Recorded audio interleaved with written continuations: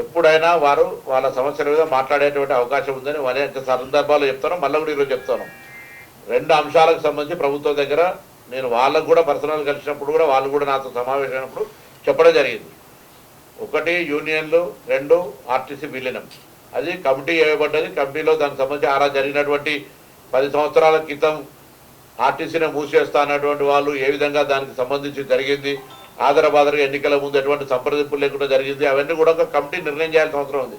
విధి విధానాలు లేకుండా అంత పెద్ద సంస్థకు సంబంధించినటువంటి ఒక కార్యక్రమం జరిగేటప్పుడు ప్రభుత్వం కమిటీ దగ్గర ఉంది. దాన్ని కూడా ఇటీవలనే మళ్ళీ ఒక హైయెస్ట్ మా దగ్గర మనం ఈ డిఐ ఇచ్చినప్పుడు కానీ తర్వాత సమావేశం జరిగినాం.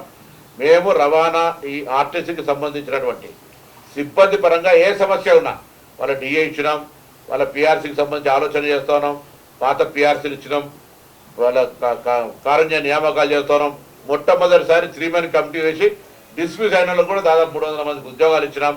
ఇన్ఫ్రాస్ట్రక్చర్ పెంచుతున్నాం, బస్సులు పెంచుతున్నాం, ఉద్యోగ నియామకాలు చేపడుతున్నాం. కాబట్టి ఇప్పుడే గాడిన పడుతున్న ఆర్టీసీని మూలిగే నక్క మీద తాటిపట్టు పడ్డట్టుగా ఇటువంటి ప్రేరేపితమైన అంశాలకు దయచేసి అట్రాక్ట్ కావద్దని నేను కార్మికులందరికీ హృదయపూర్వకంగా విజ్ఞప్తి చేస్తాను. వాళ్ళ సమస్యలు వినడానికి, పరిష్కారం చేయడానికి ప్రభుత్వం, నేను కానీ, మేనేజింగ్ సంస్థ కానీ, లేదా గౌరవ ముఖ్యమంత్రి గారు కానీ అందరూ కూడా సిద్ధంగా ఉన్నారు. నిన్న కూనంనేని సాంబశివరావు గారు కూడా ముఖ్యమంత్రికి లేఖ రాసినారు. కాబట్టి మేము దానికి సంబంధించిన విషయాలని నేను వారి మరొకసారి నేను కోరుతాను. గతంలో కూడా నేను అదే మాట చెప్పినాం. ఇప్పుడు కూడా ఆ 2 అంశాలు తప్ప ఏ సమస్య ఉన్నా పత్రికల ముందు చెప్తాను. అన్ని సమస్యల్ని మేము పరిష్కరించాలని సిద్ధంగా ఉన్నాం. కాబట్టి ఇప్పుడు ఆ గుర్తింపు సంఘమే లేదన్నప్పుడు మళ్ళీ ఆర్టీసీకి సంబంధించిన పంపడం అనేటువంటి ఇట్స్ నాట్ కరెక్ట్ కదా. మాట్లాడతారు labour commissioners, government, part of government వాళ్ళు మాట్లాడుతూ ఉన్నారు.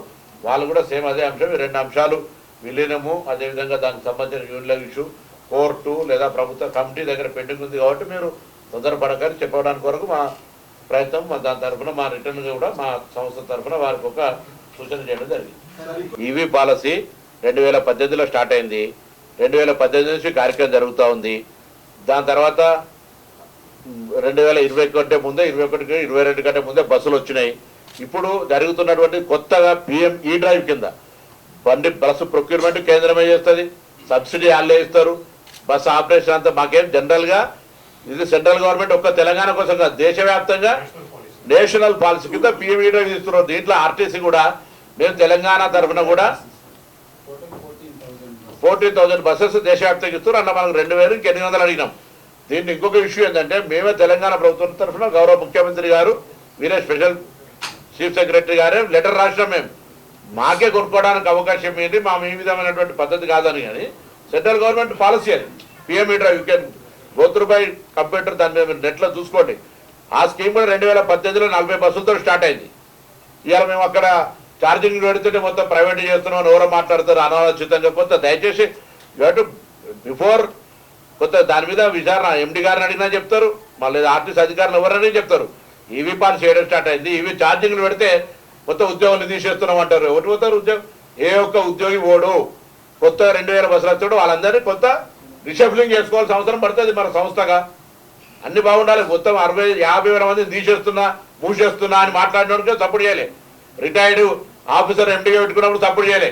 ఇవాళ ఆర్టీసీని పునర్మూల వైభవం తీసుకొచ్చి మహాలక్ష్మి ద్వారా అన్ని పాత బకాలను ఇస్తూ ఆపరేషనల్ ప్రాఫిట్లు వస్తూ ఆక్యుపెన్సీ రేటు పెంచుకునే సందర్భంలో చిన్న చిన్న విమర్శలు చేయడానికి వాళ్ళకి ఏం పని సక్సెస్ఫుల్ జరుగుతుంది. మహాలక్ష్మి స్కీము రాయి పట్టి కొట్టాలి, కొద్ది రోజులు సోషల్ మీడియాలో దుష్ప్రచారం. ఎస్ ఆక్యుపెన్సీ రేటు పెరిగింది, కొద్ది ఇబ్బంది ఉన్నది. కొత్త బస్సులు ఒకటే రోజు రావు కాబట్టి వస్తూ ఉన్నాయి. దయచేసి యూ హావ్ టు బి బేర్ విత్ తప్పది. కొంత మహిళలకు సౌకర్యం ఇస్తున్నప్పుడు కొంత ఇబ్బంది కలుగుతుండదు. దాన్ని మనం పెద్దగా భూతత్వం పెట్టి చూడదని కోరుతాం. 10,000 కోట్ల ప్రయాణం జరిగింది, 8 కోట్లు 1,000 కోట్లు ఇచ్చారు. నువ్వు బల్క్ ప్రయాణం 50 బస్సులు బుక్ చేస్తే కన్స్టిట్యూషన్ ఆర్టీసీ మీకు కూడా కన్స్టిట్యూషన్ ఇస్తుంది. అట్లనే 10,000 కోట్ల ప్రయాణం చేసి 8,000 కోట్లు నగదు వచ్చినాక 2,000 కోట్లకు జరుగుతుంది ఆ కార్యక్రమం. నిరంతర ప్రక్రియ. దానికి కూడా ప్రతిపక్షాలు అర్థం లేక 10,000 కోట్ల ప్రయాణం చేసింది, 8,000 కోట్లు ఇచ్చింది, 2,000 కోట్ల బకాయి చెల్లించారు. ఎవరు బకాయి? రాష్ట్ర ప్రభుత్వం అది ఇన్సెంటివ్ ఇస్తుంది. వాళ్ళు మొత్తం 10 ఏళ్లలో 5,000 కోట్లు ఆర్టీసీకి 1,500 ప్రకటించారు. లెక్క తీసి వైట్ పేపర్ రిలీజ్ చేస్తాం. ఇప్పుడు వాళ్ళు మాట్లాడితే మొత్తం 10 ఏళ్ల సంస్థకు 5,000 కోట్ల కూడా ఇవ్వలే. మేము 2 సంవత్సరాలు 8,000 కోట్ల రూపాయలు ఇచ్చినాం. ఇలా సంస్థ అన్ని రకాల సంబంధించినటువంటి కార్మికుల సంక్షేమం పట్ల అన్ని రకాల నిర్ణయాలు తీసుకుంటారు. ఎక్కడ కూడా నెగటివ్ డిసిషనే లేదు, సింగిల్ డిసిషన్. అయినా కూడా వాళ్ళు అట్లా కొంతమంది రిటైర్డ్ ఎంప్లాయీస్, నేను వాళ్ళ హక్కు ఉద్యమం చేయడానికి అందరూ హక్కు ఉండొచ్చు, ఇంకా రిటైర్ అయిన తర్వాత కూడా ఆర్టీసీ కార్మికులను చెడగొట్టేటువంటి ప్రయత్నం చేస్తున్నటువంటి మీరు ప్రతి ఒక్కరు కూడా కొంతమందిని వదిలిపెట్టు. ఎవరైతే రిటైర్ అయినాక ఇంకా కూడా మేమే కార్మికుల నాయకులం, ఎందుకంటే ఉన్న వాళ్ళు పనిచేసి నాయకత్వం వహించలేరా? ఇప్పుడు రిటైర్డ్ ఎంప్లాయీస్లలో ఉద్యోగం రిటైర్ అయిన తర్వాత రిటైర్డ్ ఉద్యోగుల సంఘం పెట్టుకుంటారు, ఇక్కడనేమో ఇంకా ఆర్టీసీ కార్మిక నాయకత్వం వహిస్తారు. దయచేసి ఫస్ట్ అటువంటి వాళ్ళు ఆర్టీసీ కార్మికులను కోరుతా ఉన్నా, అటువంటి వాళ్ళు పక్కకు జరిపి నిజంగా ఆర్టీసీలో పనిచేస్తున్న కార్మికుల నాయకత్వం వహించండి. చెప్పిన ఆర్టీసీ కార్మికుల సమ్మె నోటును విత్డ్రా చేసుకొని మేము మాట్లాడడానికి సిద్ధంగా ఉన్నాం. ఆర్టీసీ పరంగా ప్రభుత్వం అన్ని రకాల అంశాలను మేము వాళ్ళకు సానుకూలంగా ఉన్నాం. 1-2 అంశాలు తప్ప అది ప్రభుత్వంలో అందరు కలిసి నిర్ణయం తీసుకోవాలి. అవి తప్ప ఏ సమస్య ఉన్నా వాళ్ళు మా కుటుంబ సభ్యులే, మేము ప్రభుత్వం వాళ్ళ శ్రేయభిలాషులమే. కాబట్టి ఇందులో బేషిజము లేకపోతే ఇంకేది అవసరం లేదు. మిగతా ఏ ఇష్యూ ఉన్నా ప్రభుత్వం సానుకూలంగా పరిశీలించడానికి సిద్ధంగా ఉంది. ఈ వీడియోపై మీ అభిప్రాయాన్ని కమెంట్ బాక్స్లో తప్పకుండా తెలియచేయండి. అలాగే ఈ వీడియోని లైక్ చేయండి. మీరు చేసే ఒక్క లైక్ మరిన్ని వీడియోలు చేయడానికి మాకెంతో ప్రోత్సాహాన్నిస్తుంది. సామాన్యుడి కోసం మేమందించే సమాచారం కోసం సమయం టీవీ ఛానల్ని ఇప్పుడే సబ్స్క్రైబ్ చేసుకోండి.